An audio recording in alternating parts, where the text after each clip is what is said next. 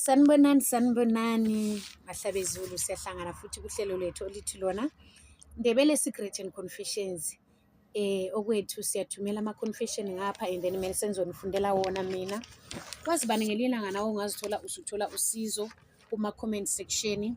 Okwethu siya-subscribe, si-like, si-share ukwenzela ukuthi ngikwazi ukuthi nginifundele ama-confessions wenu ngapha uhlelo lethu luqhubekele phambili. Namhlanje sinencwadi esithunyelwe ngudadewethu. Uthi mina ngineminyaka madawu ewu-33, ngashada kwaba mnandi, ngazithwala, ngazala ingane yomfana. Ingane yami ayizange iqede nsuku mbili, ingane yami yavele yashona. Kwangizwisa ubuhlungu kakhulu lokhu madawu. Ngakhuluma nomyeni wami, umyeni wami wathi yena mina inkinga inami, kusho ukuthi mina yimi engine-problem, fanele ngiyozama ukuthi ngithole usizo. Kwaba buhlungu kimi ngoba ngangibona ukuthi akangeseki kule nkinga engibhekane nayo. Ngasukuma ngaphuma ngahamba kwabaziyo. Ngithena ngifika kwabaziyo, abaziyo bafika bathi bona inkinga ingumyeni wami. Unina wayemlungisile ukuthi angabi nengane ezophila. Kwaba buhlungu kimi lokho, ngangazi ukuthi ngizoyiqalaphi, ngizomtshela kanjani.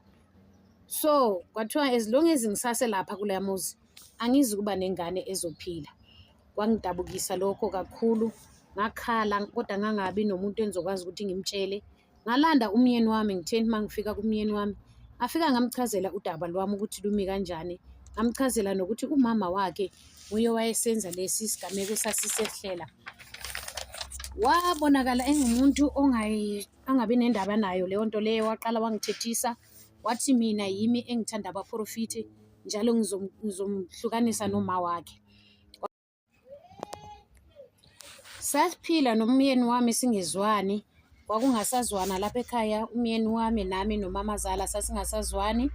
Kwathi ngelinye ilanga ngazethwala futhi, ngathola ingane yomfana ngoba nganginamunye ubaba wayengisiza.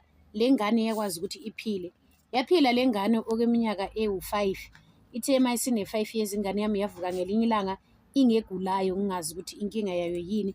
Le ngane ayizange iqede insuku ezingaki ingane le yavele yashona.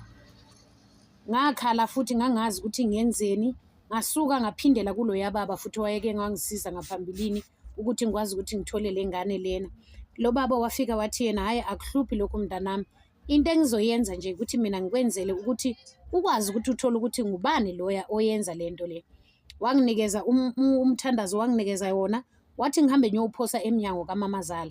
Ngithe ma ngiwuphosa emnyango kamamazala salala ubusuku lobo. Ngelanga elilandelayo uthe makavuka umamazala ekuseni ngezwa ngomkhosi, esehlaba umkhosi, umamazala wayesewele phansi. Ngithe mangigijima ngisiyofika laphaya ngathola ukuthi umama akasaphili, washona kanjalo umamazala wami. Uthe nakufika isikhathi sokuthi sokukhishwa iy'mpahla zakhe, bangicela bathi wena makoti ngena lapha endlini uzokwazi ukuthi ukhiphe iy'mpahla zikamamazala wakho. Ngangena ngaqoqa iy'mpahla, ngaqoqa yonke into eyayilapha endlini. Kuthe mase kusegcineni ngabona nalo udiyo mani. Udiyo lolu lwalumbokothwe ngokhomane. Ngaluvula udiyo lolu ngathola ukuthi phakathi kwakukhona kodwa kwakungathi kunokunuka engingakuzwisisiyo. Ngavula lelo diyo lolo, ngathi mangithi ngiyabheka phakathi kwalo diyo ngahlangabezwa likhanda lomntanami, and kwakunezicubu lapho ngaphakathi ezazibonisa ukuthi umntanami kwakusele. Ngithi ngiyazama ukuthi ngiyabheka, ngathola ukuthi vele nenyawo zakhe nezandla zakhe zazilapho phakathi. Ngamemeza kanye, ngavela ngawela phansi, ngavuka sengithelwa ngamanzi. Ngathi mangiqeda ukungcwaba umamazala ngatshela umyeni wami ukuthi angeke ngisakwazi ukuthi mhlale kulelo khaya mina ngoba ngangizwe ubuhlungu kakhulu. Umamazala wami nguye wayethatha ingane zami ezidla and yena umntanakhe wayemphikela. So into ebuhlungu manje yikuthi ngizohlalelana kuleli khaya lela, ngeke ngihlale nomuntu owayelalela umamakhe engenza izinto ezibuhlungu. Ngahamba ngaye ethuneni likamamazala, ngafika ngamthethisa naye, ngamtshela ukuthi mamazala wena ngumuntu omubi, wadla iy'ngane zami, ufanelwe yikufa. Ngabe ngiqeda lapho ngaqoqa okungokwami ngaphuma ngahamba ngasuka kulo muzi. Angisazange ngahlala kuleli khaya futhi, yikho ukushiye ngakwenza umendo wami madawu. Ayi kunzima. Yiyo le confession kadadewethu okade sibhalele yona namhlanje. Ngisacela ukuthi ni-like, ni-share, ni-subscribe futhi kwenzela ukuthi siqhubekele phambili silokhu sinipostela inhlelo lezi ezifana nalezi. Ngiyabonga ngokungilalela nokungisapota. Ngiyanithanda nonke. Bye. Sanibonani Mahlabezulu, siyahlangana futhi kuhlelo lethu olithi lona Ndebele Secret and Confessions. Okwethu siyathumela ama-confession ngapha and then mina senzonifundela wona mina. Kwazi bani ngelilanga nawe ungazithola usuthola usizo kuma-comment section. Okwethu siyasubscribe, si-like, si-share ukwenzela ukuthi ngikwazi ukuthi nginifundele ama-confessions wenu ngapha uhlelo lethu luqhubekele phambili. Namhlanje sinencwadi esithunyelwe ngudadewethu. Uthi mina ngineminyaka madawu ewu-33. Ngashada kwaba mnandi. Ngazithwala ngazala ingane yomfana. Ingane yami ayizange iqede nsuku 2. Ingane yami yavele yashona. Wangizwisa ubuhlungu kakhulu lokhu madawu. Ngakhuluma nomyeni wami. Umyeni wami wathi yena mina inkinga inami. Kusho ukuthi mina yimi engine problem fanele ngiyozama ukuthi ngithole usizo. Kwaba buhlungu kimi ngoba ngangibona ukuthi akangeseki kule nkinga engibhekane nayo. Ngasukuma ngaphuma ngahamba kwabaziyo. Ngithe nangifika kwabaziyo, abaziyo bafika bathi bona inkinga ingumyeni wami. Unina wayemlungisile ukuthi angabi nengane ezophila. Kwaba buhlungu kimi lokho, ngangazi ukuthi ngizoyiqalaphi, ngizomtshela kanjani. So kwathiwa as long as ngisase lapha kule muzi angizi kuba nengane ezophila. Kwangidabukisa lokho kakhulu. Ngakhala kodwa ngangabi nomuntu engizokwazi ukuthi ngimtshele. Ngalanda umyeni wami, ngitheni mangifika kumyeni wami ngafika ngamchazela udaba lwami ukuthi lumi kanjani. Ngamchazela nokuthi umama wakhe nguye wayesenza lesi sigameko esasisehlela. Wabonakala engumuntu angabi nendaba nayo leyo nto leyo. Waqala wangithethisa wathi mina yimi engithanda abaprofiti njalo ngizomhlukanisa noma wakhe. Saphila nomyeni wami singezwani. Kwakungasazwana lapha ekhaya, umyeni wami nami nomamazala sasingasazwani.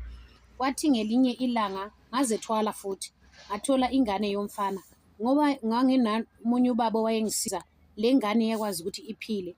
Yaphila le ngane okweminyaka ewu-5. Ithe mayisine 5 years ingane yami yavuka ngelinye ilanga ingegulayo, ngingazi ukuthi inkinga yayo yini. Le ngane ayizange iqede insuku ezingaki ingane le yavele yashona. Ngakhala futhi ngangazi ukuthi ngenzeni. Ngasuka ngaphindela kulo yababa futhi wayeke ngangisiza ngaphambilini ukuthi ngikwazi ukuthi ngithole le ngane lena. Lo baba wafika wathi yena hayi akuhluphi lokho mntanami. Into engizoyenza nje ukuthi mina ngikwenzele ukuthi ukwazi ukuthi uthole ukuthi ngubani loya oyenza lento le. Wanginikeza umthandazo, wanginikeza yona. Wathi ngihambe ngiyophosa eminyango kaMamazala. Ngithe mangiwuphosa eminyango kaMamazala salala ubusuku lobo. Ngelanga elilandelayo uthe makavuka uMamazala ekuseni ngezwa ngomkhosi, esehlaba umkhosi. UMamazala wayesewele phansi.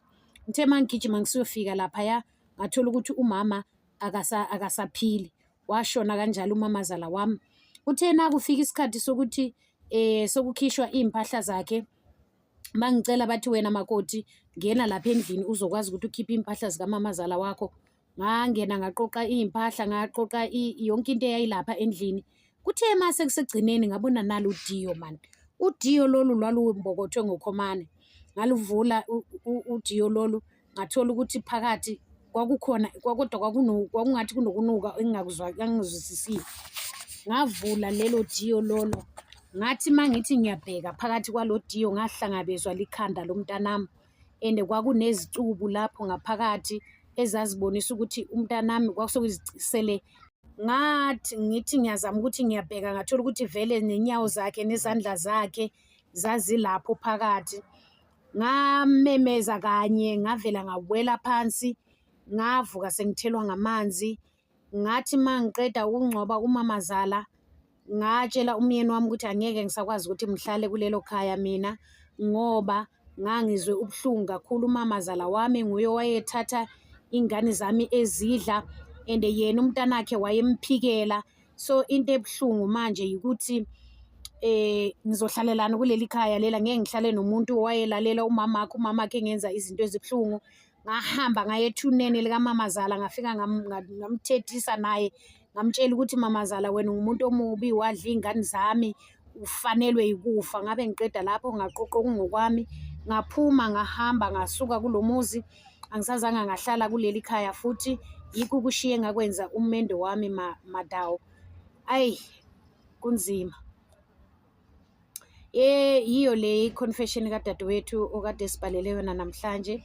Ngisacela ukuthi ni-like, ni-share, ni-subscribe futhi kwenzela ukuthi siqhubekele phambili silokhu sinipostela inhlelo lezi ezifana nalezi.